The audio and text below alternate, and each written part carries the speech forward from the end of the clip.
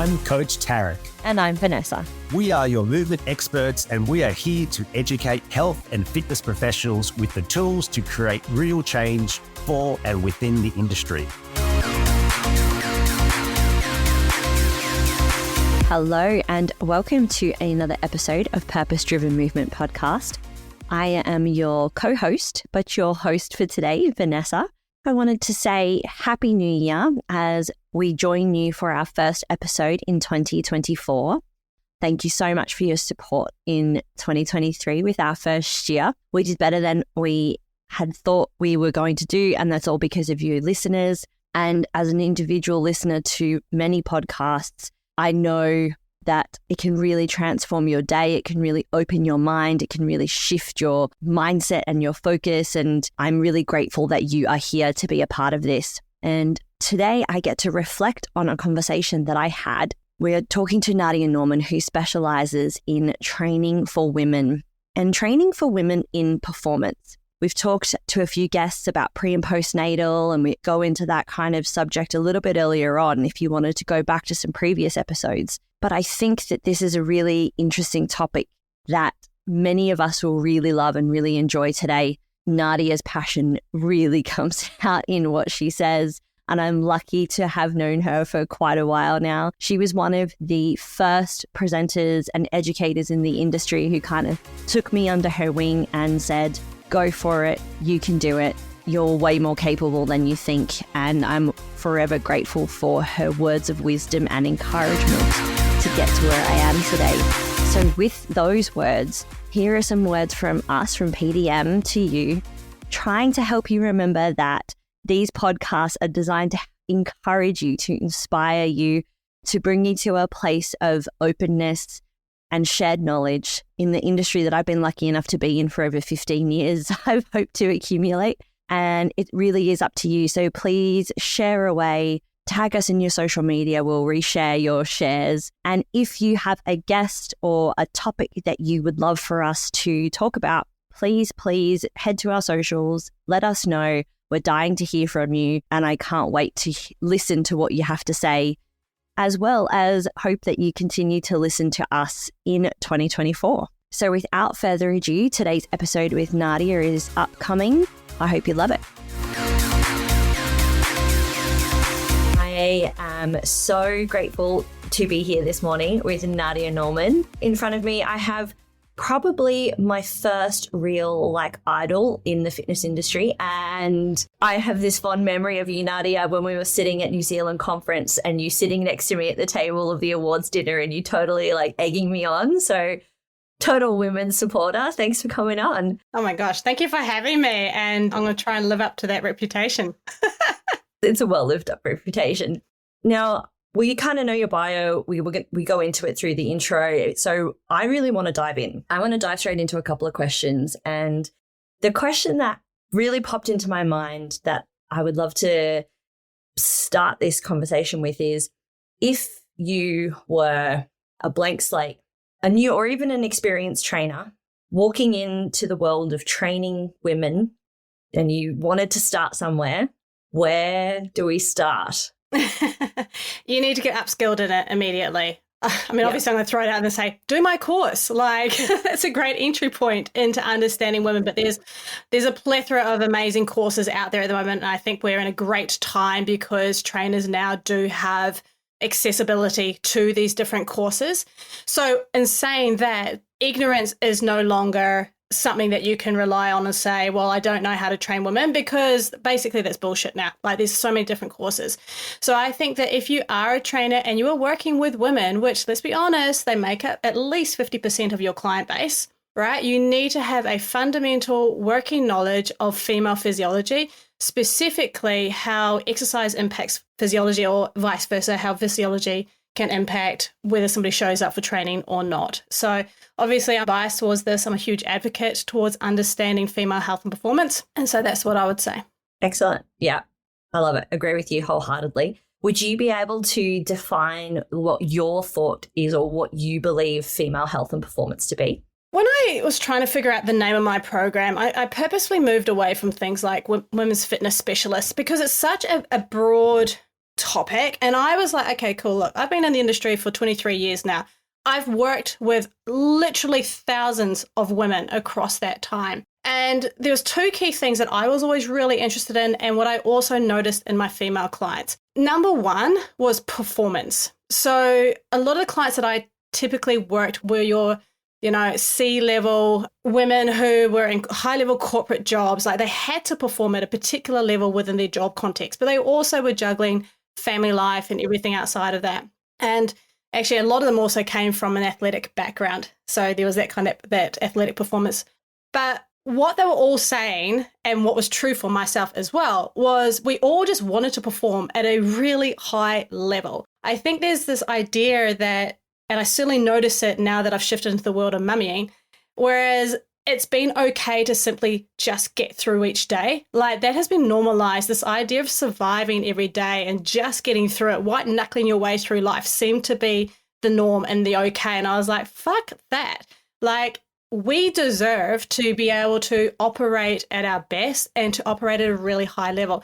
And that means performing at a high level in all areas of your life, whatever that means to you. So when I was working with my female clients, it was obviously about the workplace and performing well in their jobs. And then it was also about how can they be the best partner, the best mum, like perform to their best every single day. So that was that. And then I was like, you cannot, and I will die on this hill. It doesn't matter what results somebody wants in the gym, whether they want a body composition shift, whether they want to improve their strength, or they want to improve their fitness. It has to be based on a foundation of health. If you do not have health, it's so difficult to achieve those goals.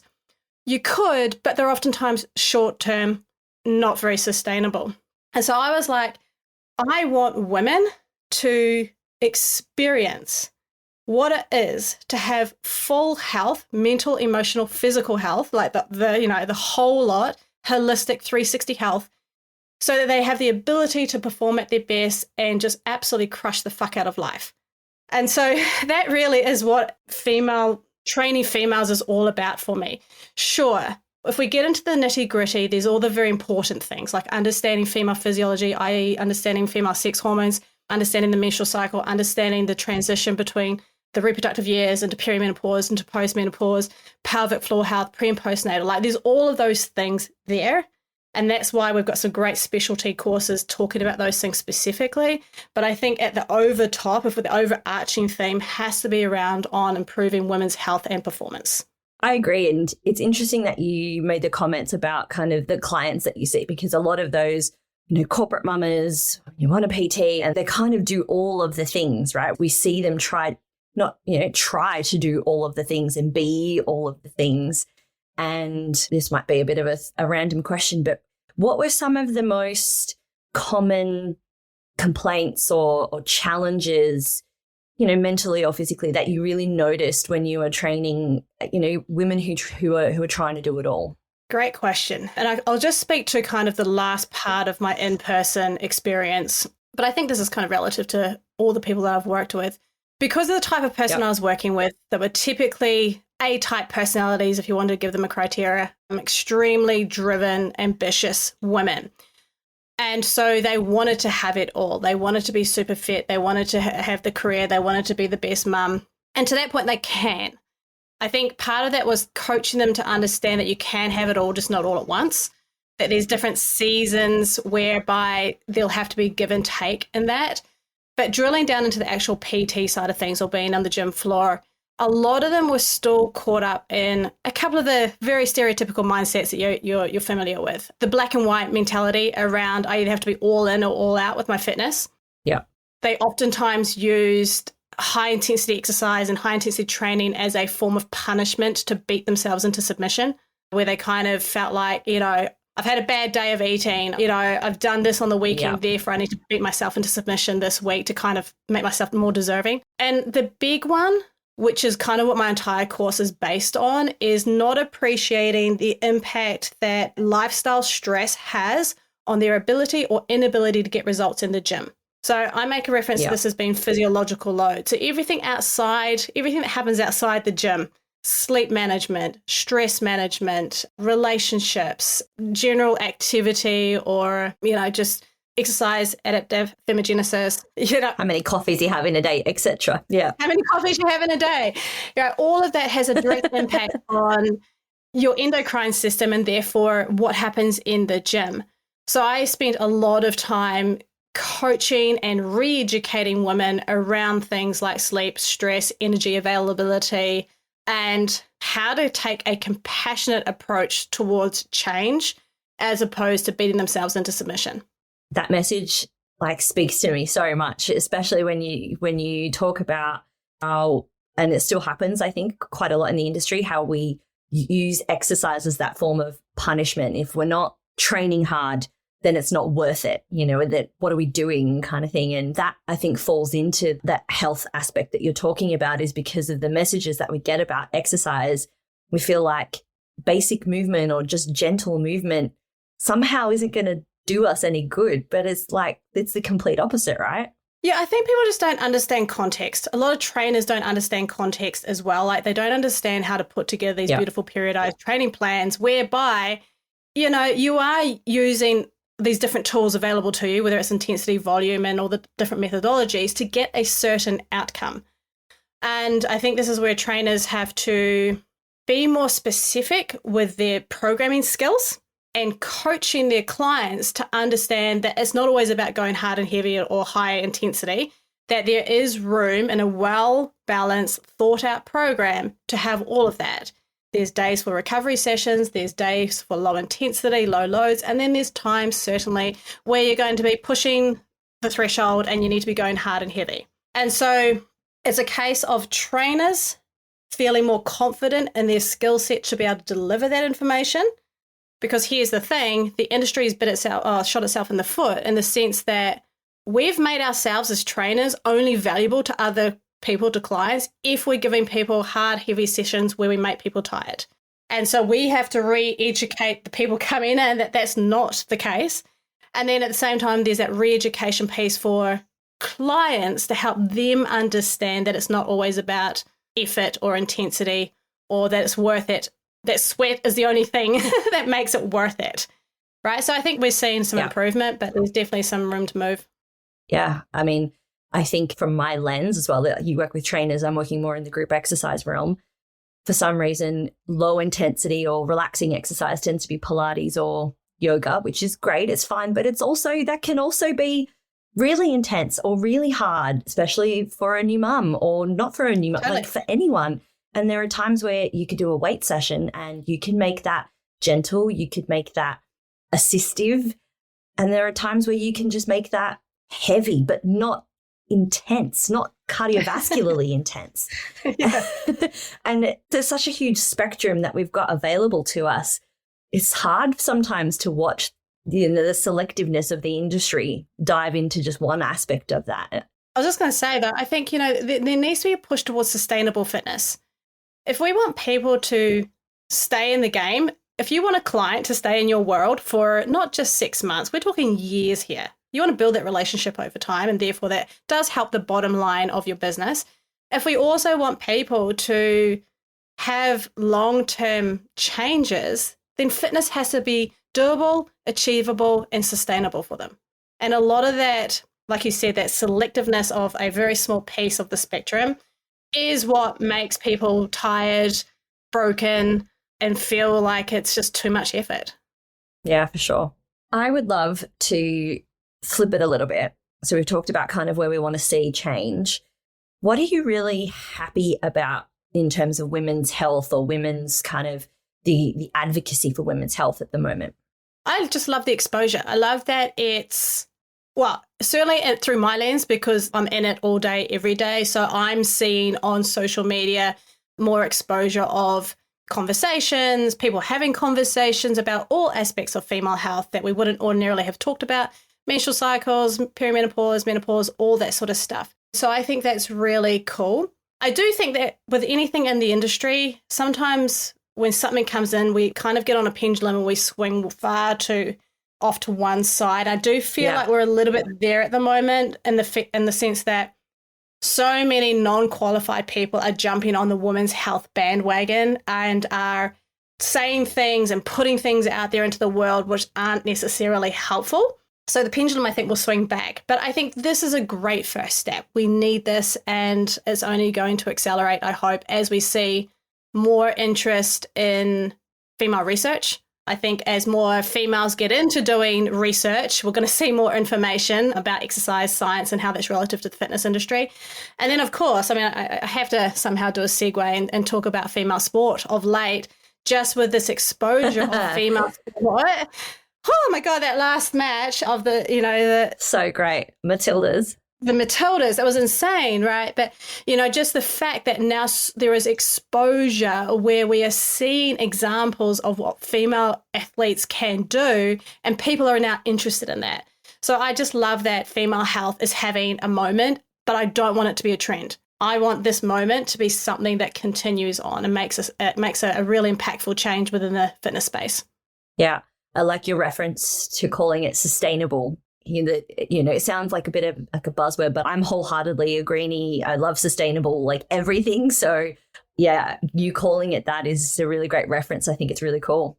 Cool, yeah. Now, before I dive into a little science and a little bit of controversy, I actually wanted to ask you about, so if we've got, female trainers or female fitness enthusiasts on here, like we know that a majority of people checking into what you say and to what we're going to be saying today will be females. How do we get the men listening to these conversations, particularly the trainers, particularly the ones who we know will be working with women? What do you want to say to them? Dude, it's like, okay, I've put hundreds of trainers through my course. I can count on one hand the number of males that have come into this course. And all of those males are exceptionally business savvy, switched on coaches.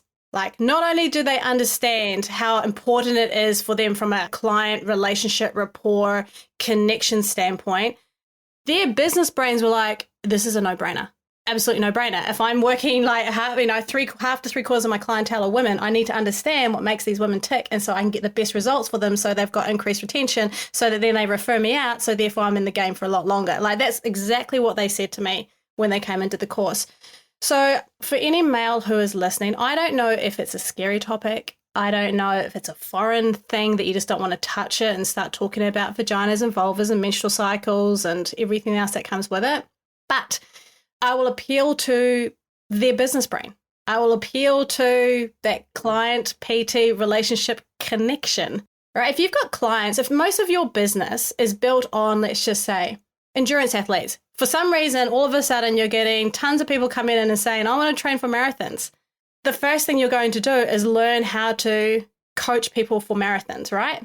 And so to me, or, you've got all these people coming in saying, I want to get on stage and compete. You're not going to wing it. You're going to go away and learn how do you get people on stage to compete. The same thing goes for women. If you're working with women, learn how to work with women, full stop, period. I appreciate that answer. Thank you. I also wanted to add in with that answer is, for a lot of the men out there, like, you have women in your lives, sisters, mothers, like, I don't know, just people generally. And like, I can't tell you how empowering, how positive, how supported I feel by my partner who looks into things like remedies for endometriosis, PCOS, why I get pain, how I can help my female health, and who actually will listen to podcasts.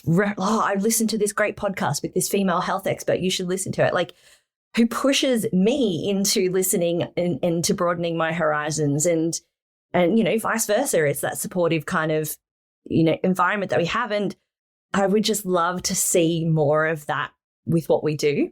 I agree. I mean, I think Jen Dugar talks about this, but female health shouldn't be a specialty area. Yeah. It should just be something we learn. do you know what I mean? Like, yes. It does blow my mind. But I mean, admittedly, I didn't know any of this stuff for the first 2/3 of my entire career. Like, I really didn't start learning about this until maybe 12, 15 years ago. The majority of my career from when I was a young age was spent not knowing this, being totally ignorant and making a ton of mistakes, which weren't intentional, but did have some pretty far-reaching consequences on people. And I accidentally probably did make some bad decisions around programming for my female clients. So I think the important thing to understand is if you're listening to this and going, well, I actually don't know anything, not to feel bad about it at all, right? This is not here to make people feel bad that they don't know stuff. I think this is a conversation and an invitation that if this has piqued your interest, then go, okay, cool. Okay, now what? How can I keep going down to this rabbit hole, and how can I evolve and learn more?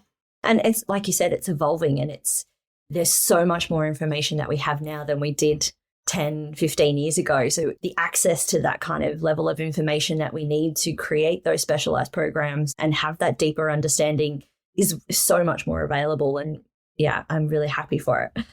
Let's go into some of the ones that I think I know they're a bit closer to your heart, and they're a bit close to my heart as well. At the moment, it seems that every second woman I talk to has some kind of specifically related female health problem in terms of endometriosis, PCOS, PMDD, all of the above, all three, one, anything like that. Would you be able to maybe give us like a small snapshot of what they are physiologically, and, you know, just like maybe how would you start even just the reassurance side of things with PTs and their clients, let alone the physiological side, because we want them to do your course, we want them to train up in it. There's a whole, like, we could be here for days talking about that. But like, what are they and where do you start? Okay, so first off, I'm not an endocrinologist. I'm not a medically trained professional. So I want to be very clear that fitness professionals need to stay in their lane and not to be diving into conversations or topics that are beyond that. So I will happily speak to that very quickly, but I won't give you an in-depth answer to actually what everything is, because everything I like to teach my fitness professionals has to come through the lane and through the idea of staying in our scope of practice. So I get this question all the time, like, what can we do?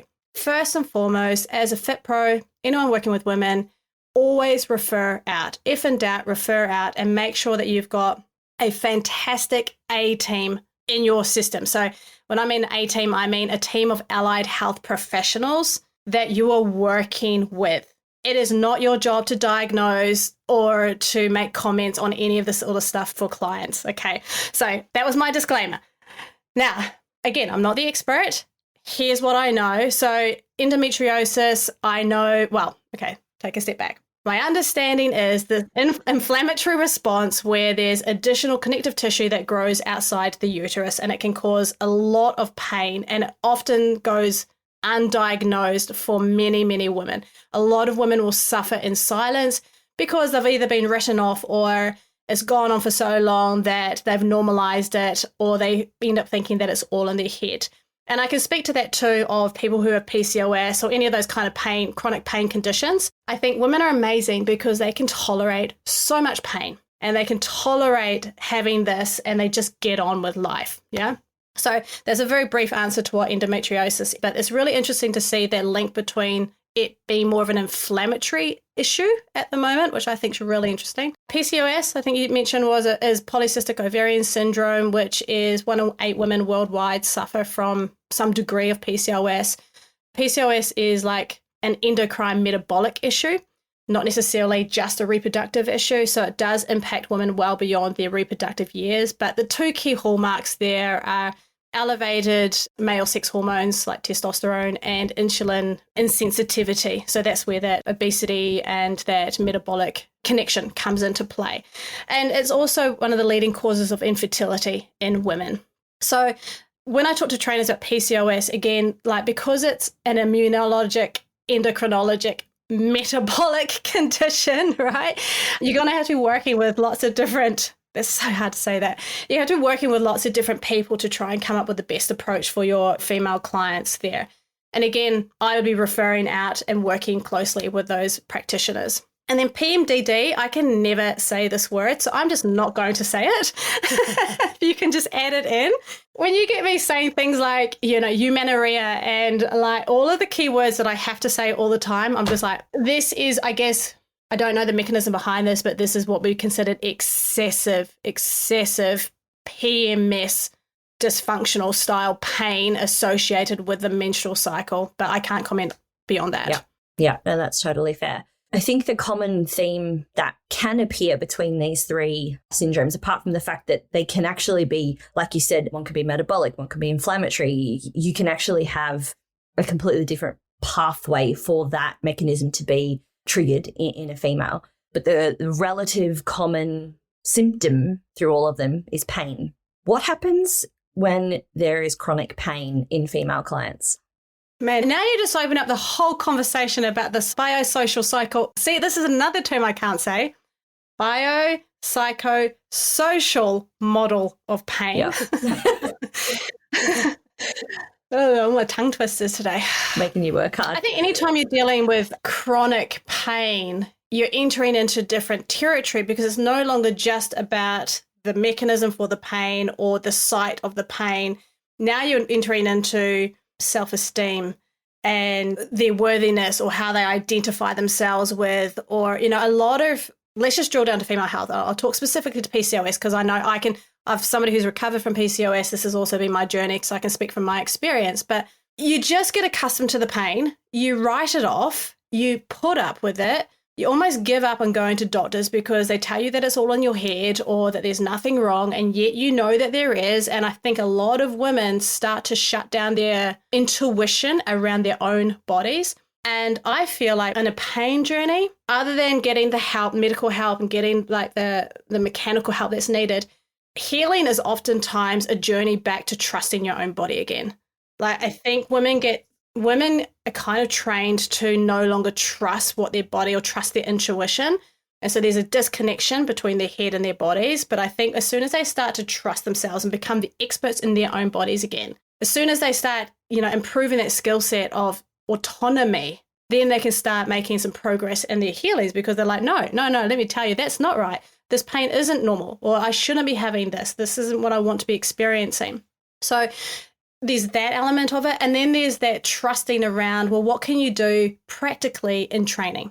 Like, how do I modify my training, you know, around my menstrual cycle if I'm experiencing like tons of PMS pain right now? Like, what do I do there? Or how do I articulate this to my trainer who might not necessarily know anything about this? Like, how do I communicate that to him? I mean, look, there's so much more to this because you're going back to that model. I'm not even going to say it. I'm not even going to attempt to say it. You know, this has biopsychosocial. Thank you, biopsychosocial. You know, it has a far-reaching impact beyond here, right? This can affect how you show up socially. This can impact your finances. If you're spending a lot of money on medications or trying to seek help, there's that impact. This can impact relationships, intimate and friend relationships. Like, it's all consuming, I think, for some people. Yeah, I mean, I see it firsthand. My sister has very severe endometriosis, and the gaslighting that she had received from the medical profession in terms of just not listening or dealing with that pain. And I think that, as you know, like you said, we're not medical professionals, which in a way is kind of good, because what that does is it helps you listen to your clients. And at the end of the day, if you're just listening to them and giving them an acknowledgement that their pain is real and their pain is valid and they're allowed to feel it and they're allowed to feel shitty and bloated and yuck, that goes such a long way, doesn't it? Hugely. And I think this is where trainers need to, I feel like I'm being quite spicy today with trainers. I'm not. I love trainers. I think you guys do a remarkable job. And I know there's so many moving parts to being a successful trainer, but coaching skills, that's soft skills, if you like. I wish more trainers put emphasis on that, because at the end of the day, yes, absolutely, program design is important. We need that to get them moving towards results. And how can we optimize their experience with us? How can we make them feel safe? How can we give them the tools to improve their autonomy so they are making better choices for themselves within the gym setting, or, you know, with their nutrition, their sleep, their lifestyle, or whatever. And I think we are in a very privileged position to be able to create those spaces and environments for our female clients. So circling back to that word you said, validated. Oh my God, I think people just need and want to be seen. You just want to be able to rock up to a session and go, mate, my period's due tomorrow. I don't have it. And that trainer to go, I got you. Let's do this instead. Do you know what I mean? It's so simple. It is. And I just would like to see and hear those kind of conversations happening a bit more. Yeah. And I think that, you know, even set aside the female health aspect of it, which is what we're talking about today, but having that space for any client to say that any stage, and us being adaptable enough to deal with it. Because like you said, biopsychosocial, now you've given it to me. That's your curse. Biopsychosocially, shit happens and people aren't going to come to you at their best. In fact, if you give them that safe space, they often come to you when they're feeling shit, when they would often cancel on someone else who wouldn't give them the time of the day, who's going to listen, who's going to adapt their session, who will take into consideration all the shit in their life. And you can actually make that so much better for them. 100%. And I think as trainers, right, we're dancing a couple of lines here. So we have to keep our commercial hat on because we need a business to be able to help and serve more people. We also have like a coaching role that we play besides all the business roles, the marketing roles and everything. So I get that there is a lot to be managing within our profession. But all of that aside, if you can just build great relationships and create those spaces where conversations are okay and normalize, I think, you'll go a long way, because at the end of the day, there's a lot of people out there who actually really don't care about the training piece, like what you just said. They just need to know that they can show up and be okay somewhere. And here's the other thing. If people are rocking up to your sessions and they've had a shitty day, or they haven't slept, or they haven't eaten that well, let's just high five the fact that they have still shown up. I mean, that's pretty amazing. Again, we have got such a privileged job. I love the fact that we get to do this for other people. It's such a good message to remember, because we can take it for granted. We can get frustrated when clients cancel or they complain or whatever. But you're right. Most of us do it because we love it and because we want to see people get better. And it's awesome that we have this space to be able to do that. Yeah. Thank you. I really appreciate that. I'm going to dive into a couple more questions. I want to finish with one big one, but do you have any like resources or books that were like pretty game changing for you, or you think that are kind of like a really good essential for every trainer to kind of have on their shelf and flick back through?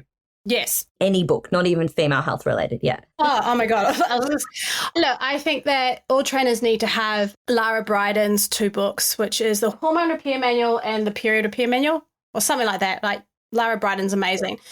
The woman's book by Dr. Sarah Mackay. So she is a neuroscientist out of Sydney, and she lectures, but she wrote this epic book on just understanding what happens to the female brain across the ages. So I think just having an understanding of like, there's some actual physical, legit changes happening, it makes you go, okay, cool. That's really cool. So that's something to be mindful of.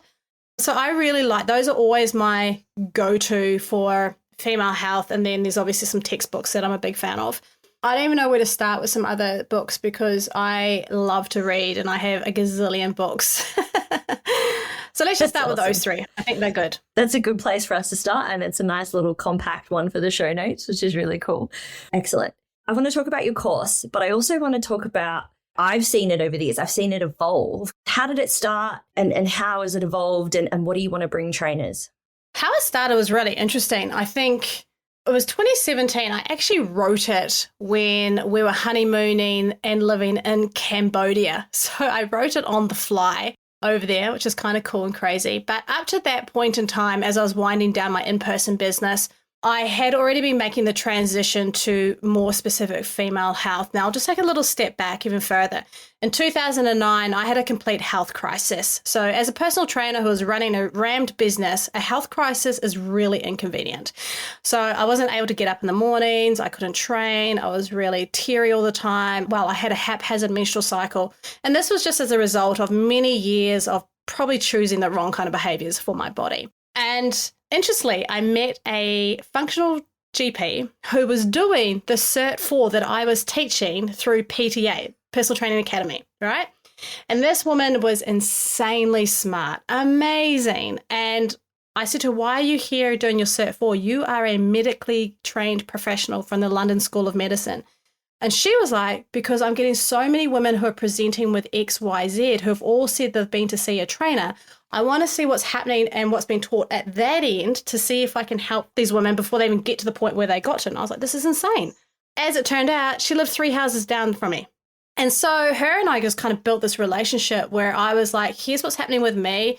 My adrenals are all over the shop. I'm struggling. My thyroid's not functioning very well. And so we went down a health journey together. And the question I said to her was, what do you wish all fitness professionals knew about working with women? And she was like, this stuff. So she kind of told me what it was. And I was like, well, that's the stuff I talk about. But I just didn't understand at that point in time how important it actually was.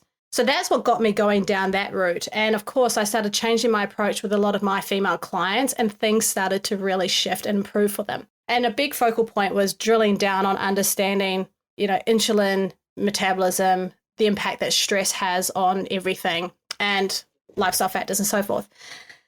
So I was like, I found this really helpful and useful. I wonder if trainers would. So I just kind of threw it out there and said, hey, I'm going to do this thing. Who's interested? And it was a sellout, and I sold out my first course before I'd even actually launched it, which was pretty amazing and incredible. Now, when I did launch it, I was very aware that there were other people doing stuff around female health, but they weren't trainers. I wanted to write something for trainers by a trainer. Like, I know my scope of practice. I know what we can do. I also know the challenges that exist within running a personal training business.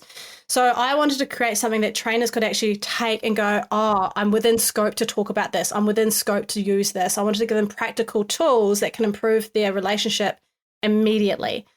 And so that was 5 years ago, and it's gone through multiple iterations. And yeah, I'm really happy and pleased with where it's currently at right now. I think with the new science that's come in, it's a lot more robust. But there's one thing I will say. When I first started, I was all for women should train around their menstrual cycle, like periodize your training around the menstrual cycle. Like, that was probably my message for the first little bit, because I was like, yeah, this is it. This is what you need to do. I've changed my mind completely on that. So even within the last 5 years, like, there's been lots of things that I've changed my mind on in terms of what I've been teaching based on the current science that I've got access to. That's a nice big controversial one just to leave right there. But I'm totally happy for that, because I love controversy and I think that that's excellent. Yeah, it's cool. I am a big advocate of your course. I send lots of people your way. If you want to get a really good overview, starting point, jumping off point, where you get tons of science delivered in a very digestible and easy way to understand, then my course is there. I'm not going to claim that my course is the only course that you should be doing. There are far smarter people out there doing far smarter things than I am. But I like to consider this, you're a trainer, you need to know stuff about women, here's stuff to know. That's kind of where I sit. Yeah.